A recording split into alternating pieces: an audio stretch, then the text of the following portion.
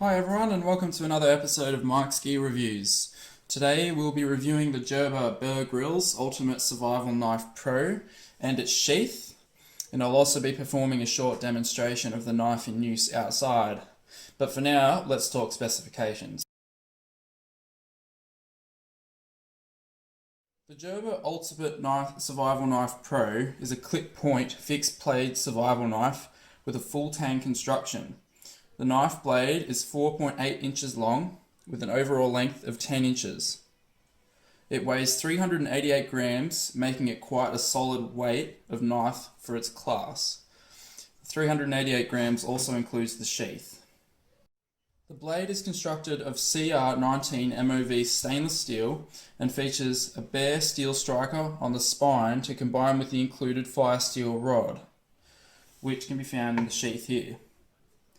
The grip is made of a hardened rubberized TPE overmold encasing the full-tang construction, making for a very comfortable, grippy and safe use.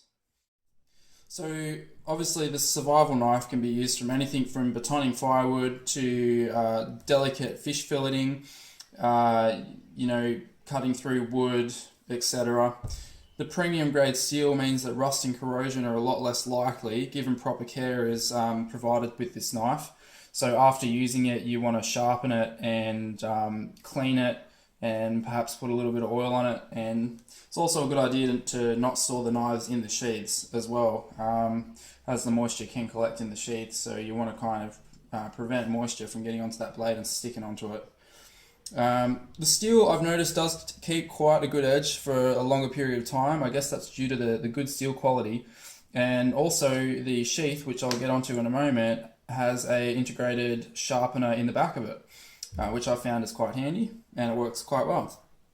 The knife also features a stainless steel pommel at the end, which can be used as a hammer, and I actually am going to use this in the demonstration video, which I'm about to show you.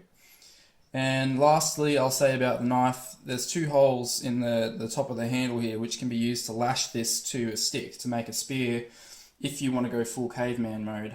So I've never personally done that, and I probably never will. But yeah, it's there if I need it, and they don't get in the way. They don't make it look any less nice. So it's got a lanyard hole in the bottom, and lastly, it's got the finger groove at the top here for finer use, which I am going to show you in the demonstration.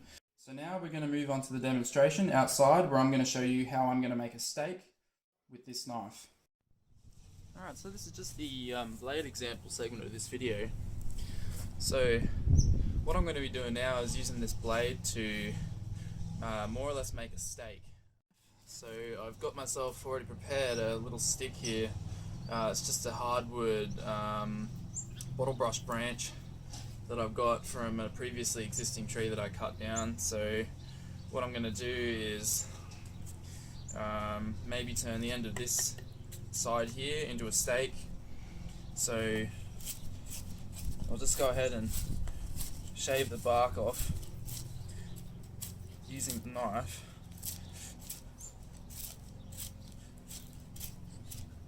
Like so. And so far I've noticed it's quite a comfortable grip.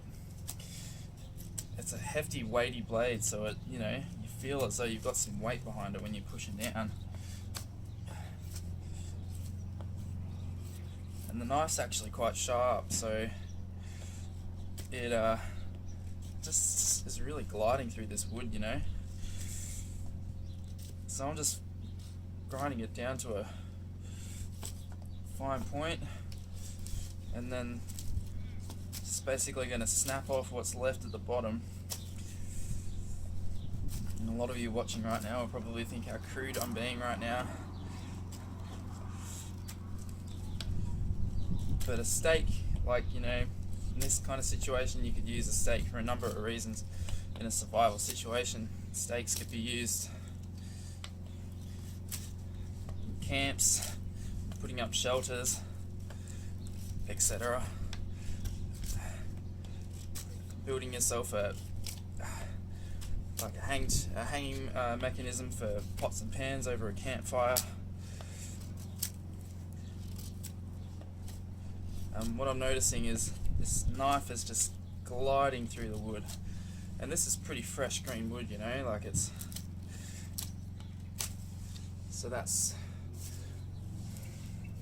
what I've done so far, and then I'll make just the finishing touches on it, get rid of a bit more of that bark from the top end of the stake.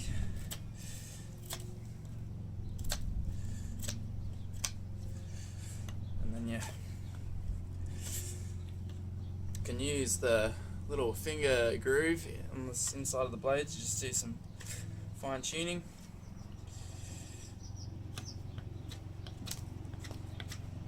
Gives you a little bit more stability, a bit more control with the knife, especially with that weight behind it.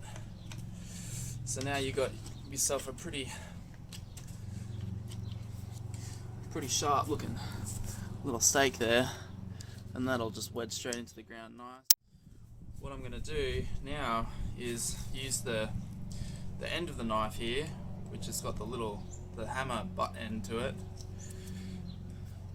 and more or less just hammer in between the grooves here in this stick, like so. And when you're doing this, you want to make sure that the blade is facing away and not to, because if you have an accident and that comes through, it's going to cut your thumb right off. So it's just a quick, easy example of how you can use this knife. You can make things like a spear in a survival situation, but you know, really I'm just showcasing the knife and how you could be using it in a, you know, situation like this. And you could be using the wood chippings that you've just shaved to make tinder for a fire as well. Right, so I hope you enjoyed that demonstration, and now I'm going to move on to the sheath, which will be the last segment of the video before I finish this up. So the sheath, obviously with the combined weight with the knife is 388 grams, so it's with the knife included, it's quite a weighty little piece of kit you got here. The sheath comes with the fire steel rod in the front. It also comes with the sharpener here in the back, which I'll show you how you can use that in a minute. And lastly, it comes with a little belt loop, but you actually got the Bear Grylls Tips of Survival book. He's wedged in there. And when I say he, I mean Bear Grylls, because obviously he made this knife himself. It comes with a little ribbon that you can like tuck it down into the book so you can yank it out. But that could be also used for, you know, a little map or something, any bits of paper, I guess, which you just want to tuck away. It's not waterproof though, so what else would I say? Obviously the very hard plastic sheath, this isn't, you know, nylon or cordura, which most knives seem to kind of lean towards today. This is a proper hard sheath, which could take a pretty big battering, I guess. The only thing I'm going to mention, and this is a downside to this knife, the sheath in particular, the fire starter. The fire starter is brilliant, but where they've put it, it's got a little, I don't know if you can see it, in this little notch here, the little hole there, there's a notch that comes out which secures the fire rod in place, which is good because you're never going to lose this fire rod. That being said though, this is particularly hard to get out. I think unless, see, I'm pulling on it pretty hard and I got it out alright then, but sometimes I've had a real struggle getting it out to the point where I've actually had to kind of jimmy it out with the knife to loosen it and get the damn thing out. So, I mean, it's a good and a bad thing, I guess. Ease of use, not really, but you know, practicality wise, that's never going to fall out of your sheath, so that's a good thing. The fire steel, I might mention as well before I put it away, which I already have done, works really well with the spine of the knife here, and I've already used this to start a few campfires and it works perfectly. So obviously, you know, you use the spine of the blade here as opposed to the sharp point or any of that point there, and they've deliberately put this here because a lot of other survival knives, they might incorporate a fire steel but they won't incorporate the naked steel here. So people have been complaining that they've actually had to manually grind down a section of the spine in order for this to work, because with this coating here it won't work. It's very, very difficult to get a spark of stuff like this. So with the spine here, you can see, I'll just do a quick, you can get sparks off it real easy. And this is a ferrocerium rod, I think is the way to pronounce it. So it throws off real hot sparks, kind of quite large, chunky sparks. So they're quite good to start fires with. And obviously it's just got the one securing point at the top, and the knife just clips into place. Secure your